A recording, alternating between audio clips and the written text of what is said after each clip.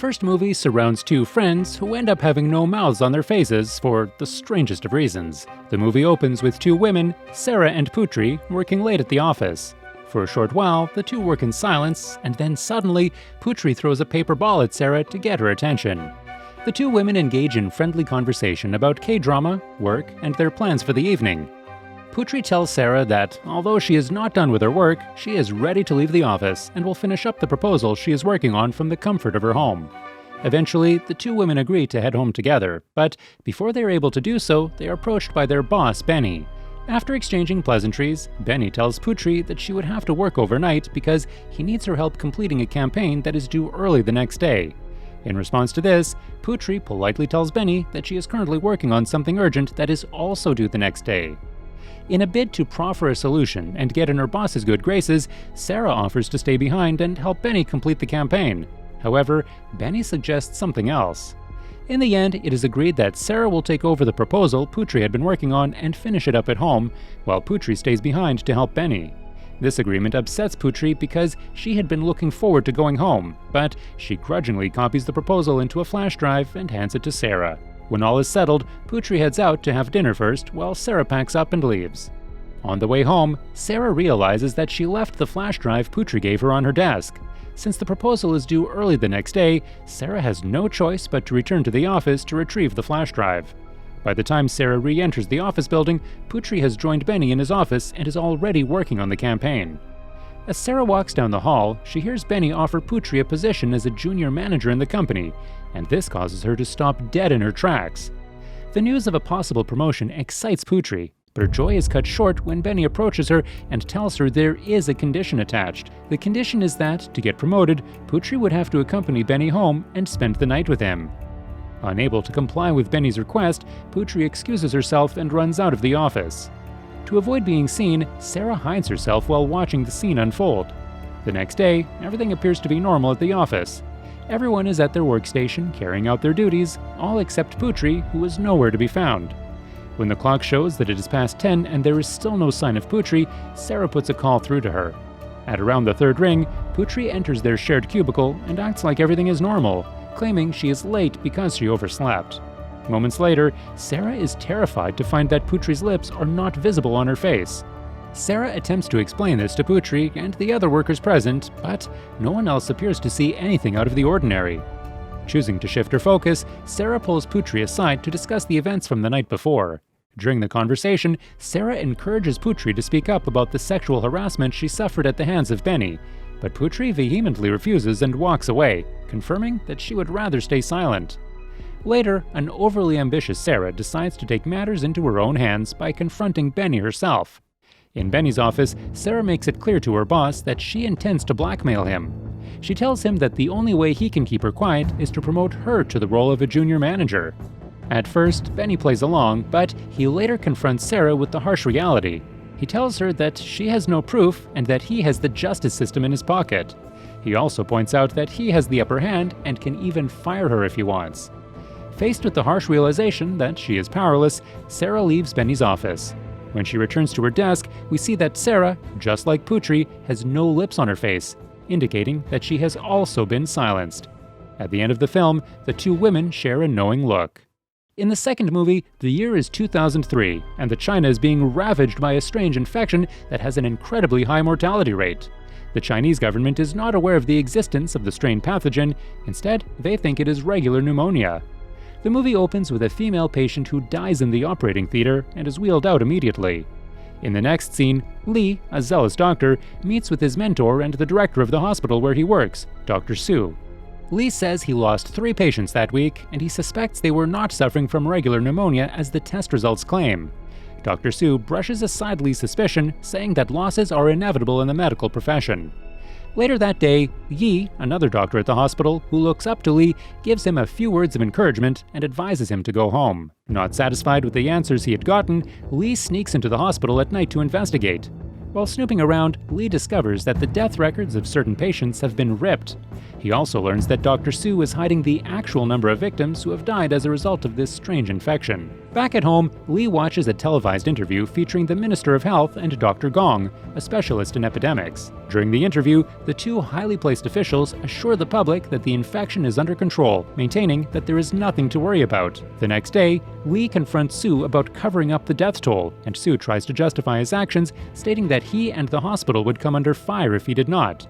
When his attempts to reason with Lee fail, Su suspends Lee on the spot. On the way home, Lee calls his trusted subordinate Yi and demands for a blood sample from a patient and a key to the hospital's lab. In response to this, Yi says he cannot grant Lee's request because the hospital has been quarantined, meaning no one can leave and only infected patients are allowed in.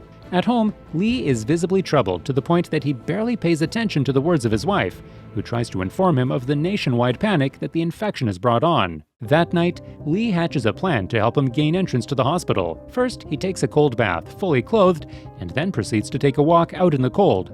As a result, he catches a fever. Next, Lee disguises himself and uses his fever symptoms, which are pretty similar to the symptoms of the infection, as a way to get admitted into the hospital. Having gained entrance, Lee seeks out Yi. With Yi's help, Lee launches a full-blown investigation. First, he draws blood from an infected patient, then locks himself away in the lab to test and study the sample. In the other part of the hospital, things are getting out of hand. The infection continues to claim lives, and even medical practitioners have begun to get infected. Alarmed by the state of things, Yi tells Su about Lee's research and brings him to the lab. When the two come face to face, Lee tells Su that the report from the Ministry of Health is false. He reveals that the infection-causing pathogen is an entirely new virus. Taken aback, Su asks Lee if he has any solution in mind, and Lee responds that he intends to use glucocorticoid as a treatment. Su counters this idea by pointing out that glucocorticoids would have adverse side effects on the patients, but Lee turns a deaf ear. Su tries to reason with Lee, but Lee remains adamant, claiming that there is no other way. The conversation eventually comes to an end with Su announcing that while Lee can go ahead to do whatever he wants,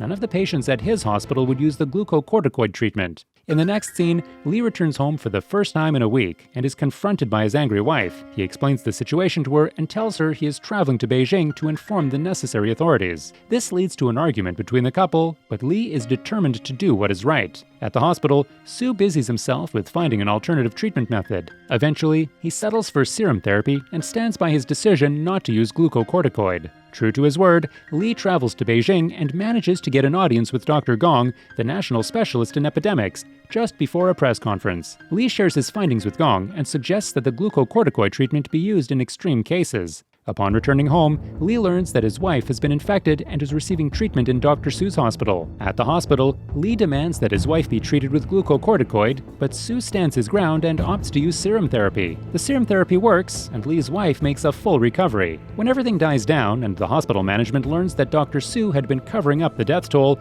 he gets fired and Lee is appointed as the new director. The movie ends with Lee having dinner with his family while reading a news report on the adverse effects glucocorticoid treatment had on several patients. A conversation ensues between the family of three when Lee's son declares that some people at his school are accusing Lee of poisoning victims with glucocorticoid. Lee's wife defends him by calling him a hero, but Lee himself speaks up, saying he's nothing more than an ordinary doctor. For the third story, make sure to watch until the end for a huge plot twist. Chorogi opens with a woman, Ji-young, and a little girl, Su-bin, hanging out at a park. It is apparent that the two are mother and daughter because Ji-young has a necklace that says so. For a time, the pair look over an animal encyclopedia together, and then Su-bin goes off to play on the rides. While watching her daughter from the park bench, Ji-young receives a call from her husband, who says he will be home soon. Moments later, a man arrives at the park and takes a seat on a nearby bench. He and Ji-young exchange looks, and she appears to be uncomfortable. The man pulls out his phone and takes pictures of Su-bin. Then he switches seats to sit beside Ji-young. Ji-young tries to put space between them, but the man closes the gap. Now more uncomfortable than before, Ji-young goes back to reading the animal encyclopedia. When she turns to the page with a pig, the man beside her begins to snort. Out of nowhere, the man offers Ji-young a popsicle, and when she turns him down, he has it for himself. Unfazed by Ji-young's visible discomfort, the man approaches Su-bin and offers her a popsicle, which she accepts happily. This is the final straw for Ji-young. She quickly grabs her daughter and heads straight home, leaving behind her cell phone and encyclopedia. Still feeling unsafe, Ji-young turns on the security camera at her house. Later that evening, the security camera shows the man from the park approaching, and moments later, he rings the doorbell.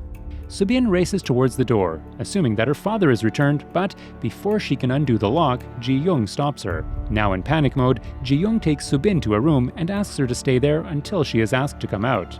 Ji-young approaches the camera again, and this time the man is holding up her phone. Ji-young asks him to leave the phone by the door and go. She claims that she has called the police and her husband will soon return. In response to this, the man says he only came to give her ice cream and asks to use the toilet, but Ji-young turns him down. Over the next couple of minutes, the man tries various techniques to get into the house, and Ji-young is frightened to the point that she starts to hallucinate. To Ji-young's surprise, the man pulls out a bunch of keys and starts attempting to open the door. While the commotion unfolds upstairs, a well-dressed man returns to the apartment building. He makes his way up the stairs, and when he sees the other man attempting to open the apartment door, he stares wide-eyed for a few seconds, then makes his way to a nearby apartment. When the man from the park is finally able to unlock the door, Ji-young is overcome by fear, and she arms herself with her bottle. Unbothered by Ji-young's state, the man takes a seat and calmly addresses her by her name, but she harshly tells him to leave, claiming that her husband will be home soon. Suddenly, Subin emerges from the room she was in, and to Ji-young's dismay, she goes to the man and embraces him. Unable to bear the thought of her daughter getting hurt, Ji-young attacks the man. Halfway through the attack, a terrified Subin shouts at her mother to stop hurting her dad. These words make Ji-young stop dead in her tracks, and a montage of clips proves that the man is indeed Ji-young's husband and Subin's dad. From the other side of Ji-young's necklace, which is actually a medical alert necklace, we learn that she has Alzheimer's disease, a progressive disease that destroys memory and other important mental functions. Suddenly, Ji-young collapses, and when she wakes up, her husband and daughter are by her bedside. The short film comes to a close when Ji-young asks Subin who she is, indicating that her disease has worsened. Subscribe for more videos like this, turn on the notification, and leave a like to help the channel out. Thank you for watching!